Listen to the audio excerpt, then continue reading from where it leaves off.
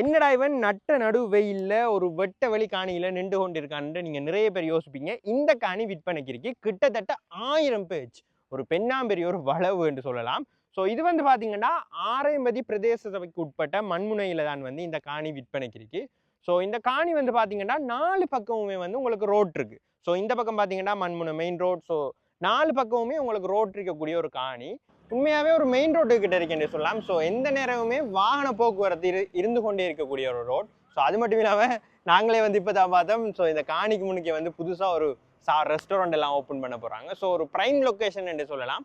So வாகனத்துக்கு எந்த பஞ்சமுமே இல்லை. 1000 பேர்ச். இதை வந்து நீங்கள் மொத்தமாக வேண்டி ஒரு ஃபேக்ட்ரியோ தொழிற்சாலைகளோ ஆரம்பிக்கிறேன்றாலும் ஒரு சட்டப்படிக்கிடம். அப்படி இல்லை, நாங்கள் இந்த காணியை வேண்டி பேர்ச்சா மக்களுக்கு விற்க போகிறோம், ஒரு விற்பனை நோக்கத்தோட வேண்ட போறீங்கன்னு சொன்னாலும் இந்த காணியை விற்கிறதுக்கு அவங்க தயாராக இருக்காங்க. ஸோ இந்த வீடியோவை பார்த்துட்டு நீங்கள் வாரத்தால் உங்களுக்கு என்ன நன்மைன்னு பார்த்தீங்கன்னா இடையில எந்த புரோக்கருமே இல்லை. ஸோ டிரெக்டாக வந்து நீங்கள் ஸ்க்ரீனில் தெரிகிற நம்பருக்கு கால் பண்ணி ஓனர்ஸோடைய கதைச்சி இந்த காணிகளை வேண்டிக் கொள்ளலாம்.